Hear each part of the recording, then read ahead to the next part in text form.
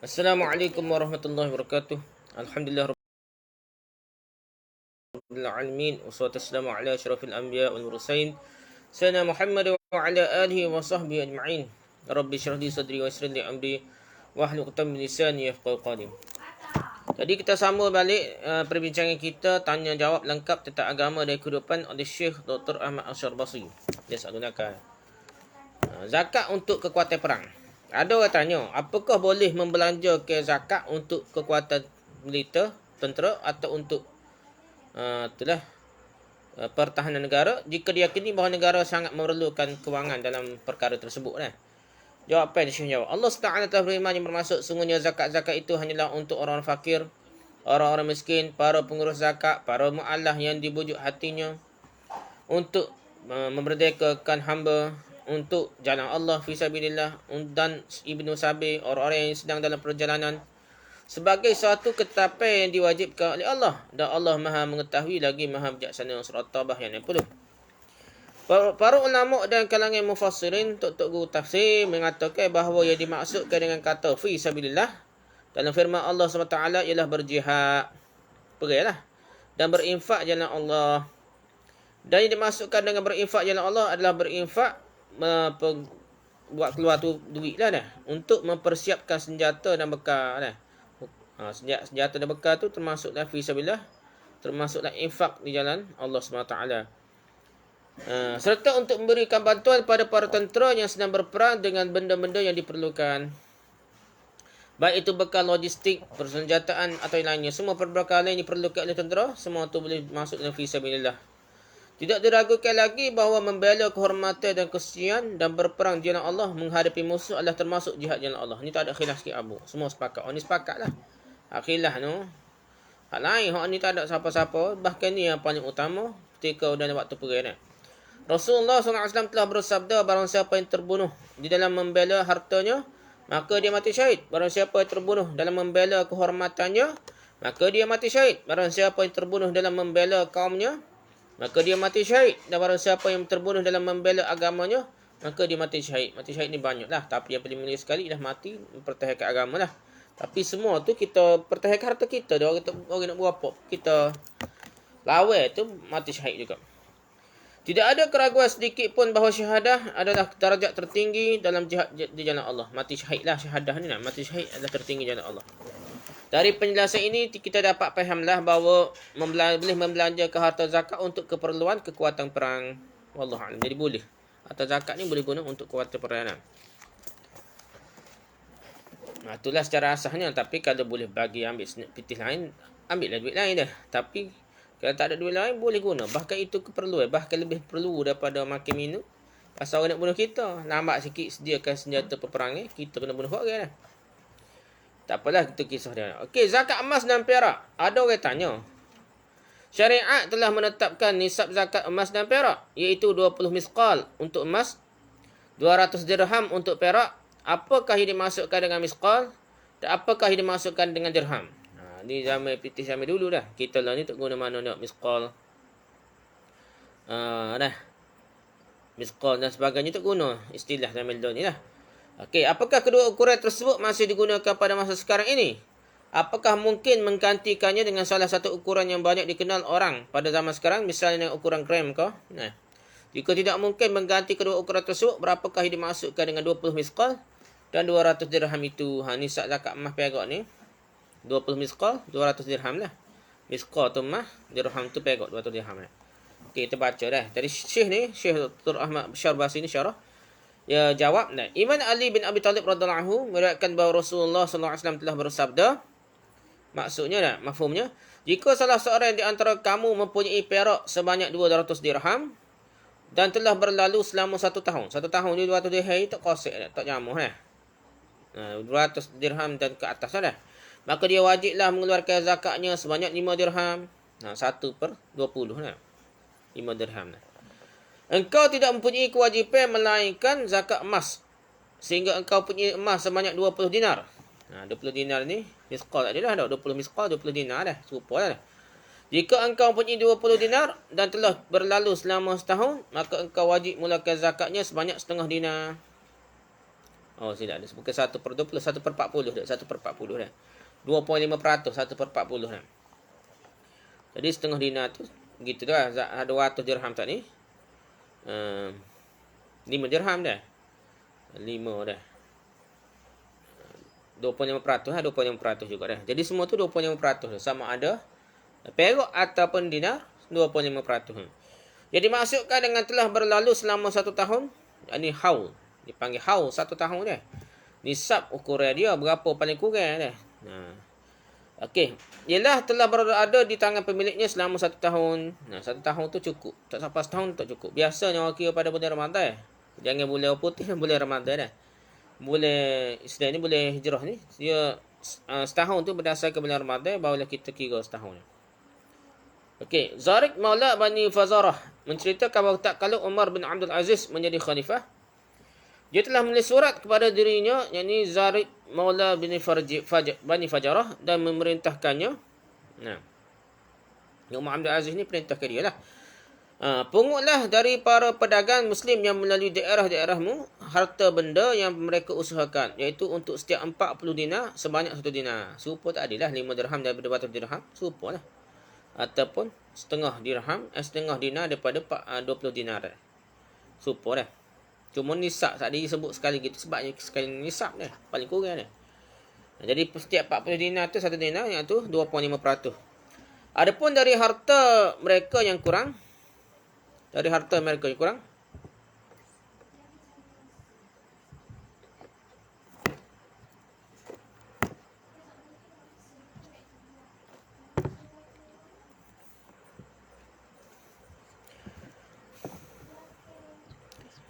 okey, lepas tu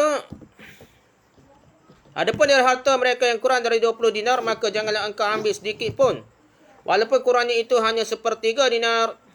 Kalau kurang nisab dia tak boleh ambil lah dia. Dan tuliskanlah bagi mereka untuk bebas dari pungutan yang sama sehingga telah berlalu selama 1 tahun. Jadi tak cukup nisab, tak boleh kutip zakat lah. Tak boleh kutip zakat lah. Menurut bahasa dirham adalah wang yang terbuat dari perak. Dirham ni mata wang perak. Sedangkan dalam syariat yang dimasukkan dirham adalah suatu ukuran tertentu yang setara dengan 16 karat. Walaupun tidak berbentuk wang. Ukuran dirham banyak dikenal iaitu seukuran 3.12 gram. 3.12 gram. Sedangkan rial Mesir seukuran dengan 18 gram. Rial Mesir ni banding dengan Mesir lah. Ukuran dirham yang asli adalah 0.8 perak Murdina. Tu you kira hak asli, hak zaman dulu ke apa dah. Dalam mazhab Syafi'i dan mazhab Hanbali disebutkan bahawa zakat tidak wajib sehingga mencapai nisab dengan sempurna dengan perak yang murni. Dengan demikian maka nisab zakat perak adalah 7/9 rial Mesir, iaitu sama dengan 555.5 kurs Mesir. Ni hak duit Mesir lah. Pada masa dulu lah ni, Dan nilai dah dah. Jadi mah tu jadi lebih mahal. Jadi pitih ni kira banyak lah dah. Lain dah lah dulu dah. Menurut bahasa misqal, dinar ni dah adalah segala sesuatu yang timbang, baik sedikit maupun banyak. Sedangkan dalam istilah syariat yang dimaksudkan dengan misqal ialah ukuran tertentu yang setara dengan 22.6/9 kirat. 1 dinar adalah 1 misqal. Nisab zakat emas adalah 20 misqal atau 20 dinar. 1 dinar sama dengan 257 kirat dan juga setara dengan 28.5 dirham Mesir, iaitu sama dengan 10.5 junah Mesir. Ini semua istilah Mesir lah. Syekh ni orang Mesir ni. Okey, dalam kitab Fiqhul Al-Mazahib Al-Arba'ah disebutkan bahawa nisab emas adalah 20 misqal, 20 dinar tak dinar nah. Lepas tu jadi pak kereta ni bila siapa belah-belah ribu dah. Sebenarnya 20 misqal, 20 dinar dah. Iaitu sama dengan 20 dinar sama dah, misqal dinar sama. Iaitu sama dengan 11,875 junah Mesir. Masa tu 11,875 junah Mesir. Mata wang Mesir pada masa itu dah. Dan juga sama juga dengan 1187.5 kurs Mesir. Nah. Adapun apabila dibandingkan dengan jumlah Inggeris adalah setara dengan 12.8 junah Inggeris. Ni perbandingan dia dulu lah sambil ni lain berlaku dah. Nisab bagi perak adalah 200 dirham. Dan itu sama dengan 26 dirham Mesir dan 91/3 kurs Mesir. Bila dihitung dengan kurs Mesir sama dengan 529 2/3 kurs. Barang siapa yang mempunyai perak seukuran itu, maka dia wajib mengeluarkan zakatnya sebanyak 25%. Apa-apa pun kena kira 25%. Lepas tu, nilai-nilai ni sentiasa berubah. Tiap tahun berubah dah. Tambahlah jarak yang lama ni. Ni tahu berapa puluh tak tahu ni. Buku ni lama ni. Kitab Arab ni lama. Terjemahan ni bagus lah. Tapi kitab asalnya lama tu. Syekh ni lama dah meninggal dunia dah. Barang siapa, lepas tidak ada bedanya adalah apakah emas dan perak itu dicetak berbentuk wang maupun tidak. Semua tu 25% berlaku dah. Perlulah diketahui bahawa ukuran dan timbangan itu berbeza-beza dengan perbezaan yang jelas antara satu masa dengan masa lainnya dan antara satu kawasan dengan kawasan lainnya. Perbezaan ini hingga sekarang masih dapat disaksikan dengan jelas. Zaman ni pun berubah sangat cepat. Mata weh dah. Mudah-mudahan kaum muslim memberikan perhatian dan mengadakan penelitian tentang masalah ini sehingga kelak mereka dapat bersepakat dalam penggunaan ukuran dan timbangan yang sama. Lepas ni, apa-apa pun lebih je lah. Ukuran berapa. Berapa kira di Malaysia ni berapa dah. Semua tu kena ijtihad, kena bincang. Atau setidaknya mereka sepakat dalam menetapkan ukuran yang pasti untuk menentukan nisab zakat pada semua jenis benda yang mesti dikeluarkan zakatnya. Dengan mengadakan perbandingan, penduduk satu kawasan Islam dapat dengan mudah mengetahui berapa besar zakat yang mesti mereka keluarkan. Jadi semua tu kena berbandingkan dengan dinar dan dirham di duit asal mata wang dulu. Dengan duit mata wang kertas lah ni, seluruh dunia ni guna duit kertas lah. Arab Saudi riyal lah. Kita Malaysia ni RM, ringgit Malaysia. Gitu juga dengan siebak ke apa, semua tu rupiah Indonesia, semua tu kena ukur biar sama nilai dengan 20 dinar sebagai nisab dia. Dan berlalu selama setahun. Memindahkan zakat. Apakah boleh memindahkan zakat harta dari satu negeri ke negeri yang lain?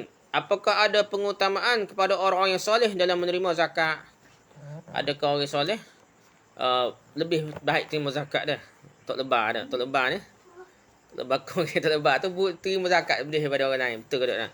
Jawab dia. Asalnya dalam mengeluarkan zakat ialah memberikannya kepada orang-orang fakir yang ada di daerah tempat tinggal orang yang mengeluarkan zakat. Zakat ni jangan nak pindah lain dulu. Utamakan tempat keluar zakat, tempat dia cari rezeki. Cepat dia beli duit tu, situlah keluar zakat dah. Dan di mana pada tempat itu terdapat harta orang tersebut, tempat dia usaha, tempat dia cari pitih, tempat dia kerja situ. Maksudnya situlah lebih utama dia beri pitihnya. Bukan kapal dia yang kalau dia kerja di sepatutnya lah dah.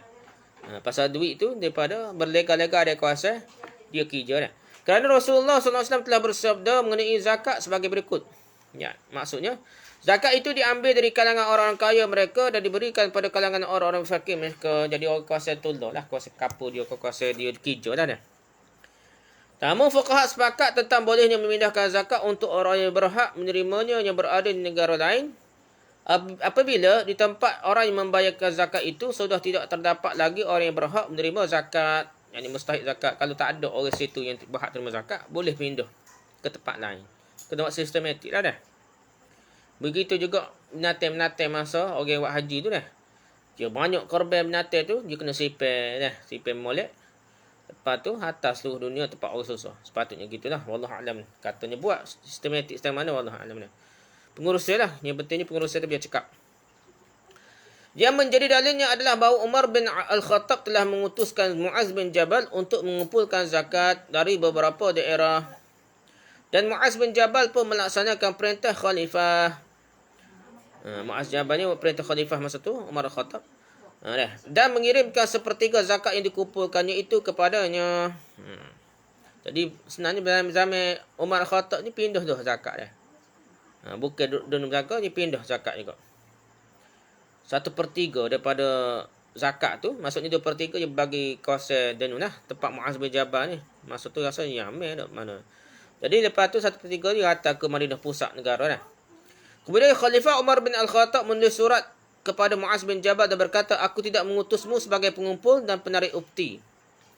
Melainkan aku mengutusmu untuk mengambil zakat dari tangan orang-orang kaya dan mengembalikannya kepada orang yang miskin di antara mereka. Muaz bin Jabal pun membalas surat tersebut, surat Khalifah Umar Al-Khattab tu, dan mengatakan, Adapun zakat telah aku kirimkan kepadamu adalah kerana aku tidak mendapatkan seorang pun yang memerlukannya. Jadi zakat-zakat kupon ni 2/3 dah bagi kuasa dia dah. Jadi lebih lah. Lebih 1/3 tu bukannya tak bagi lagi. Cukup dah. Jadi orang situ terima belaka dah. Jadi dia pun hantar ke Madinah ni. Lebih lah. Tu lebih. Sampai tu lebih lah. Dengan kata lain, mereka sudah tidak memerlukannya lagi. Pada tahun berikutnya, Mu'az bin Jabal mengirimkan setengah zakat yang dikumpulkannya kepada khalifah. Dan kemudian terjadi percakapan melalui surat sebagaimana yang lalu. Khabarnya. Pada tahun berikutnya lagi, Mu'az bin Jabal mengirimkan seluruh zakat yang dikumpulkannya kepada khalifah. Ketika khalifah bertanya tentang hal itu, Mu'az bin Jabal berkata, aku tidak menemukan seorang pun yang memerlukannya lagi. Siapa tak nak suruh belakang kau Madinah dah. Okey, ramah doa orang terima zakat dah. Lepas tu, Umar pun bagi belakang sini. Jadi dia kena susun lah. Dia akan urus. Jadi peringkat bawah ni, urus takat mana. Hak lebih-lebih tu, ibu kata, atas urus pula bagi bawah hak tempat lain pula. Cari tempat miskin lain. Itulah tugas Umar dah. Khalifah dah. Ada pun mengirim zakat dari satu negeri ke negeri yang lain. Padahal di negeri pengirim. Ya, dia kerja di Kuala Lumpur ke apa dah. Masih terdapat orang yang berhak menerima zakatnya, maka itu tidaklah dibolehkan. Kerana jika hal itu terjadi, nescaya akan ditemukan sekelompok orang-orang fakir dan miskin yang hidup tanpa sama sekali mendapatkan bantuan. Kita takut jadi gitulah. Miskin tegar, miskin bandar apa ada dah. Kalau ada gitu, pitih harta kapur dah. Zakat ni kalau lebih tu tak apalah. Tapi asalnya gitulah dah. Kena tempat kita kerja lah. Sebab orang tengok rumah kita, tengok kereta kita, tengok duit kita lebih, orang tengok jira-jira dekat kuasa rumah kita, tengok. Kita tak kapur kita, negeri kita, orang tu tak tengok rumah kita duduk Kuala Lumpur dah. Contohlah kalau kerja Kuala Lumpur dah. Sebagian mazhab iaitu mazhab Hanafi berkata dah, membolehkan mengira zakat dari satu daerah ke daerah yang lain apabila orang yang membayar zakat mempunyai kaum kerabat miskin di daerah itu. Ni boleh, mazhab Hanafi boleh. Mazhab kita tak boleh benar dah. Mazhab Hanafi ni orang Bangladesh ke, orang Pakistan kerja sini. Bayar zakat, klik kapur dia. Bukan bayar zakat orang miskin tempat kita. Dia kata boleh ni. Asal kaum kerabat yang dekat lah. Nak beranak dekat lah. Kerana kaum kerabat adalah orang yang pertama kali lebih berhak menerima kebaikan. Dia kata zakat kita pun gitu. Mazhab kita pun. Kalau anak beranak kita dekat-dekat ni. Orang-orang kita, adik-beradik kita. Ataupun sepupu kita dekat-dekat, kalau mereka susah, kita lebih utama tolong anak beranak kita lah. Kalau ada orang miskin dalam kalangan kerabat kita, zakat tu kalau boleh biar sampai ke anak beranak kita dulu sebelum sampai kepada orang lain lah. Allah SWT telah berfirman dalam Al-Quran, orang-orang yang mempunyai hubungan kerabat itu sebahagiannya lebih berhak terhadap sesamanya daripada yang bukan kerabat dalam kitab Allah surah Al-Anfal 75. Jadi dia kalangan orang Islam tu hak kerabat anak beranak tu lebih utama kita beri zakat, dan kita sedekah, kita tolong lebih utama anak beranak. Juga kerana Allah SWT menyuruh manusia untuk menghubungkan silaturahim dah. Silaturahim ni anak beranak betul lah, bukan macam maksud Indonesia silaturahim ni ziarah lah. Anak orang lain suku zakat dah. Yang lain tu ziarah di melawat kubur, ziarah bagi dia nak. Silaturahim tu jalan. Tapi kita ni silaturahim tu betul. Ada silah, ada rahim, ada hubungan rahim lah, ada hubungan kerabat dah. Boleh juga mengirimkan zakat ke daerah yang penduduknya jauh lebih memerlukan dibandingkan penduduk daerah pertama. Kalau tempat tu susah nak makan payah. Kalau boleh, ni terpaksa benar. Tempat kita contohnya susah pun boleh makan lagi. Tempat payah benar siapa perai kau tak boleh makan kau. Sini ada ulama kata boleh atas zakat jauh pun kerana sangat memerlukan di sana. Demikian juga dalam mazhab Hanafi dibolehkan mengirim zakat ke daerah lain apabila hal itu akan mendatangkan kemaslahatan bagi muslimin, matlamaknya untuk kebaikan orang Islam dah. Mana yang lebih baik bagi orang Islam, situlah kita boleh bagi dulu kan. Atau mengirimkannya dari daerah perang Darul Harb ke daerah Islam Darul Islam, mengirimkannya untuk kepentingan para penuntut ilmu yang fakir atau orang yang membayar zakat bersegera dan mengeluarkannya sebelum jatuh pada waktunya. Jadi yang pentingnya apa kepada yang lebih perlu lah. Takut macam-macam lah benda fikir belakang lah. Yang pentingnya mana hak lebih utama. Kalau lebih utama di sana boleh hantar jauh pun lah. Imam Malik radhiyallahu rahimahullah taala juga mengata memandang boleh mengirimkan zakat dari satu negeri ke negeri yang lain apabila negeri yang kedua memerlukannya, lebih memerlukannya, dan waliul amri pemerintah melihat bahawa kemaslahatan menuntut supaya zakat dikirim ke daerah yang kedua. Jadi pemerintah ni yang memutus ni, kenapa dia pemerintah? Dia kata lebih utama lagi jauh walaupun zakat di Kuala Lumpur, tapi tengok orang lain, negeri lain lebih susah, dia boleh bagi dah. Ikutlah mana-mana pun dah. Pemerintah yang putuskan, bukan kita putus main suka-suka dah. Ini semua ditetapkan atas dasar ijtihad. Apa-apa pun semua ni dasar ijtihad. Adapun mengutamakan sebagai kelompok masyarakat dari sebagai kelompok yang lain dalam hal pemberian zakat, maka yang pertama adalah bahawa zakat diberikan pada orang-orang yang memerlukan, yang termasuk ke dalam 8 kelompok, 8 asnaf zakat yang telah Allah SWT sebutkan dalam surah At-Taubah sebagai berikut. Kita baca ke dah. Maksudnya, sesungguhnya zakat-zakat itu hanyalah untuk orang-orang fakir, orang-orang miskin, pengurus-pengurus zakat, para mu'allaf yang dibujuk hatinya untuk memerdekakan budak, yang hamba dah, orang-orang yang berhutang untuk jalan Allah, dan orang-orang yang sedang dalam perjalanan, sebagai suatu ketetapan yang diwajibkan oleh Allah, dan Allah lah Maha tahu dan lagi Maha bijaksana. Jadi tidak wajib bagi orang yang membayar zakat untuk memeriksa dan meliti keadaan seseorang. Apabila keadaan orang tersebut tidak diketahui, kita tidak wajib usul lah siapa ke. Memanglah kena cek juga, tapi tidak siapa ke. Jadi menyulitkan dia. Dia mengaku ke, dia sumpah ke sikit ke, terima ada. Namun jika dia mengetahui bahawa orang yang akan menerima zakat itu adalah orang yang akan mengerjakan maksiat. Tengok cara ni. Memang dia akan buat maksiat, atau nampak jelas sebagai orang yang fasik, atau juga sebagai orang yang meninggalkan solat, maka haram hukumnya bagi pembayar zakat untuk memberikan zakatnya itu kepada orang tersebut. Kecuali apabila zakat yang diberikannya itu akan mencegahnya untuk tidak berbuat maksiat. Kalau dia ada tu juga timbang taruh dah. Ni contoh ada geger 2-3 hari ni dia. Orang beri sedekah, bukan zakat kata sedekah. Dia tuduh orang. Mu tak semaya. Ada seorang tu hak kata mu tak semaya, muka tak semaya kata direct dah. Dia kata dia bahasa dia macam dak ustaz ke apa tahu dah. Dia kata kamu ni muka tak semaya ni nah, dia kata dah. Jadi menyakitkan hati penerima lah. Dah. Menyakit hatikan penerima bukan zakat tu ibu inilah. PKP ni begitu lah susah dah. Tapi orang tu nya macam bukan orang Malaysia, ada orang pendatang asing lah pasal dia tu. Ya, dia kata tak ada IC dah, tak ada IC dah. Tak apalah, yang pentingnya kita tak wajib usul. Lepas tu keduanya, kalau memanglah kita ni kalau kita beri tu sehingga dia buat maksiat, tak boleh dah. Tapi tidak perlulah kita desak tuduh macam-macam sangka buruk sehingganya jadi huduh perangai nampak menyakit hati orang dah. Kita kena sangka baik. Kalau kita nasihatlah dengan baik, beritahulah dengan baik, dengan hikmah macam Ustaz Abid Liu tu lah, sehingga orang ni menyentuh hati dia, sehingga dia berasa nak semaya. Tapi tuduh orang ni tak semaya, orang ni seorang berhabis pitih macam-macam, kata berat-berat. Lepas tu duk puji dia, duk puji anak dia pergi ngapa Quran dah, pergi Mekah banyak kali. Ni sombong takabur riak dah. Tak molek gitu dah. Tak apalah situ dah, tapi kalau lah kita nak beri zakat, utamanya biar kita pastilah. Kalau tak pasti, biarlah berilah. Nak guna, tak wajib usul lah. Cuma kalau tahu dia tak semaya memang dia boleh duit zakat, buat benda ngarut beli rokok ke apa, kita tak usah berilah dia lah. Gitulah lebih kurang lah. Okey.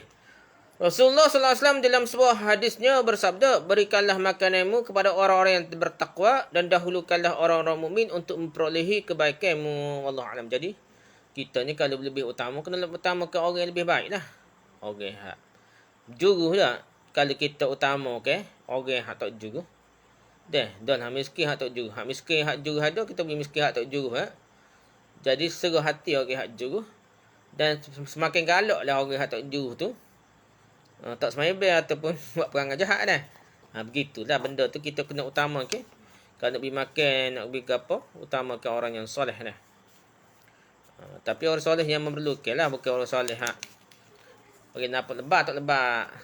Ada pitih dah tak? Duk jamu kau tak lebar sama. Siapa menyakit tak lebar, tu email tu ustaz. Tak sih juga kita dah. So lagi dah. Ke jenis-jenis zakat. Kami ingin memperolehi penjelasan mengenai beberapa jenis zakat berikut. Zakat badan. Terus ke apa zakat badan ni lah. Zakat hasil pertanian, zakat perdagangan dan zakat-zakat lainnya. Okey, Syekh ni jawab lah. Zakat badan atau juga disebut sebagai zakat kepala ataupun zakat fitrah adalah zakat yang dikeluarkan oleh seorang Muslim bagi dirinya dan juga bagi orang-orang yang berada di bawah tanggungannya. Zakat fitrah ada. Waktu mengeluarkan zakat badan ataupun zakat fitrah ni adalah pada akhir bulan Ramadan setiap tahun. Sedangkan jumlah zakat yang harus dikeluarkan tidaklah banyak kerana satu kilah biji-bijian cukup untuk membayar zakat 4 orang. Ni istilah dia lah. Ukuran dia lah. Yang pentingnya kita ni satu cupuk lah kita kata dah. Tempat kita ni yang nilai ada 7 rial untuk pemerintah lah. Sebenarnya tak apa 5 rial lebih. Tapi kita you kira standard ni 7 rial. Tapi lah ni ada pula yang kata 7 rial, 14 rial, 21 rial untuk mungkin berah mahal. Mungkin berah apa? Tak mahal berharga apa tu. Berah nasi mahal tu. Jadi dia kira tu ada 14 rial, 21 rial. Wallahualam lah. Tapi yang pentingnya secupuk tu 7 rial dapat kita biasanya. Okey. Sebahagian kalangan mufassir mengatakan bahawa zakat badan, zakat fitrah adalah zakat yang telah diisyaratkan oleh Allah, oleh firman Allah SWT dalam surah Al-A'la. Maksudnya sungguhnya beruntunglah orang yang telah membersihkan dirinya. Surah Al-A'la ayat 14. Adakah ayat Quran itu surah Al-A'la tu dia kata beruntunglah orang yang membersihkan dirinya. Kita apalah. Adapun zakat hasil pertanian adalah zakat yang dikeluarkan para petani dari hasil-hasil pertaniannya. Zakat pertanian ini baru wajib dikeluarkan apabila telah capai ukuran tertentu yang telah ditetapkan syariat macam-macam lah. Masak kau apa istilah dia untuk boleh dikira cukup nisab ni. Iaitu sebagaimana telah Allah SWT isyaratkan dalam Al-Quran Al-Karim. Dan tunaikanlah zakatnya di hari memetik hasilnya. Surah Al-An'am ayat 141. Melalui ayat ini kita dapatlah tahu bahawa zakat pertanian dikeluarkan setelah terkumpul. Adapun jumlah zakat yang harus dikeluarkan adalah 10%. Ni 10%. Ataupun apa? Inilah 10% ni. Ini ada apabila tanaman pertaniannya itu dengan mudah memperolehi pengairan. Jadi pada 10 bahagian tu ambil sebagai bagi zakat. Apabila dia ni mudah. Tanam tak cara mana pada pengairan saja dah. Maksudnya tanaman pertanian itu memperolehi pengairan dengan tanpa menggunakan alat seperti kincir air dan sebagainya. Jenis pertanian yang seperti ini sudah sangat sedikit dapat ditemukan. Kalau ada pengurusan kos yang lebih besar, bajur lah, air lah, ada paip pasal yang lebih kos tinggi tu. Ada kos pengurusan yang akan jadi kurang dah. Paling kira dia tak ada kos pengurusan ni, dia boleh jadi 1/10 ni. Adapun jika pengairan lahan pertanian itu dilakukan dengan menggunakan alat, maka jumlah zakat yang harus dikeluarkan hanya sejumlah 5%. Nah, dah 5%. Sikit lagi dah. Zakat pertanian ini diambil dari tanaman gandum, kurma, kismis, jagung dan tanaman-tanaman lainnya yang termasuk kategori tanaman dan buah-buahan. Sini sebutlah. Ni Nabi sebut ni tak? Dah. Juga terdapat jenis zakat yang dikenal dengan zakat perdagangan. Tanaman lain tak cerita sini. Detail lagi kalau kita nak bahas perbincangan tentang zakat ni, tengok buku Dr. Yusuf Al-Qaradawi lah. Dia kajian kira lengkap lah, dalil yang mendalam. Siapa-siapa nak mendalimi ilmu zakat, kena baca Dr. Yusuf Al-Qaradawi. Tak kira lah dia suka Dr. Yusuf Al-Qaradawi, kau tak suka, kau setengah Salafi tak suka, Arab Saudi tak suka. Kalau nak menguasai ilmu tentang fiqh zakat ni, kena kaji betul mendalam dengan tulisan Dr. Yusuf Al-Qaradawi Fiqh Zakat. Dia dapat PhD nya. Tesis PhD dia di Universiti Azhar tu, Fiqh Zakat. So kurang-kurangnya lah. Lepas tu baru kaji moden lah. Tapi waktu sangat detail lah. Okay, Samrah bin Jundub telah berkata, Rasulullah SAW telah menyuruh kami untuk mengeluarkan zakat dari barang-barang dagangan. Adapun yang menjadi alasan mengapa barang-barang dagangan wajib dikeluarkan zakatnya, adalah kerana barang-barang dagangan yang dipertukarkan tersebut sama dengan wang. Barang-barang dagangan tersebut tidak ubahnya seperti mata wang dirham dan dinar yang wajib dizakati dengan syarat-syarat tertentu. Adapun jumlah zakat perdagangan yang harus dikeluarkan adalah 2,5%. 2.5 jugalah, 2.5%. Dia seperti zakat harta lah, zakat duit. Ia kata saat ni tak? dan cara dia kita nilai harga stok dalam kedai kita tu, harga barang kita nak jual tu. Dah, kereta 10 putih berapa ratus ribu, capur dalam bank kita ada berapa? Darat 25% dah. Pasal barang tu bukan barang yang ada nilai, yang ada berkembang. Dia bukan barang kita sipir. Kalau kita beli kereta duduk rumah kita, duduk dia, duduk rumah apa duduk dia tidak dijual belikan, maka kita bukan aset niaga lah. Kalau aset niaga kena beri 25%, 25%. Di samping itu juga terdapat zakat yang dikenali dengan zakat harta, iaitu zakat yang wajib dikeluarkan oleh seseorang atas harta yang disimpannya yang sudah berumur 1 tahun. Nisab 1 tahun. Jumlah zakat yang dikeluarkan adalah sama sebagaimana zakat perdagangan tadi, iaitu 2,5% juga. Allah SWT telah berfirman mengenai orang yang tidak mahu bayar zakat harta sebagai berikut. Mafhumnya. Dan orang-orang yang menyimpan emas dan perak dan tidak menafkahkannya melakukan zakatnya di jalan Allah, maka beritahukanlah kepada mereka bahawa mereka akan mendapat siksa yang pedih. Pada hari dipanaskan emas dan perak itu dalam api neraka Jahannam, lalu dibakar dengannya dahi mereka, lambung belakang punggung mereka, lambung dan punggung mereka. Lalu dikatakan kepada mereka, inilah harta bendamu yang kami simpan untuk dirimu sendiri. Maka rasakanlah sekarang dari akibat dari apa yang kamu simpan itu. Surah Taubah, surah ayat 34 yang ke-5. Kalau tipis duit lebih, tak payah zakat. Esok jadi lebih bakar kita di api neraka wal a'udzubillah lah. Sebab itu kita kena perhati mana kita tak bayar zakat, kena bayar zakat. Di samping itu juga terdapat zakat perhiasan. Zakat perhiasan itu wajib dikeluarkan apabila melebihi batas normal yang biasa dikenakan oleh seorang wanita sebagai perhiasan lebih daripada hak. Sepatutnya pakai 2 tekuk tu so, lebih lagi, banyak lagi dah. Tangan tu sepatutnya so atau 2. Gelar tu pakai lepas 10 dah. Jadi hak lebih-lebih, hak tak logik tu dikira lebih daripada hak dia dah. Jadi nilainya sebagaimana? Seperti zakat emas dan perak juga, iaitu 0,5% juga dah. 25% juga dah. Ni kalau lebih dah. Kalau gitulah, tapi ada ulama kata tak kira. Dia pakai gelang emas ke gapo kata mah. Maka kena bayar belaka, tak kira logik, dikira apa? Kira logik pun dah. Tapi hak lain tu dia kira melampaui batas ataupun dia tak pakai dah. Emas tak pakai ataupun hak pakai lebih daripada batas tu nak kira sebagai zakat perhiasan. Juga terdapat zakat haiwan piaraan. Namun dengan syarat bahawa jumlah haiwan yang hendak dizakati itu sudah mencapai nisab, jumlah tertentu yang telah ditetapkan oleh syariat dan sudah berjalan selama setahun. Di samping itu pada kebanyakan tahun, haiwan tersebut menyantap rumput yang berasal dari rumput yang mubah, bukannya haram. Haiwan yang wajib dikeluarkan zakatnya adalah unta, lembu dan kambing. Sedangkan jumlah zakat yang harus dikeluarkan secara terperinci dapatlah kita lihat pada penjelasan-penjelasan yang terdapat dalam berbagai-bagai kitab fiqh. Detail lah 120 ekor kambing dia, macam-macam lah perbincangan. Macam mana dia nak kira berapa ekor kena zakat tu. Tu kita baca semula lah kali ni. Kalau ada insya-Allah. Setakat itu sahajalah perbincangan kita hari ini tentang zakat. Wallahu a'lam. Subhanakallahumma hamdika, subhanakallahumma hamdika, asyhadu an la ilaha illa anta, astaghfiruka wa atubu ilaik. Assalamualaikum warahmatullahi wabarakatuh.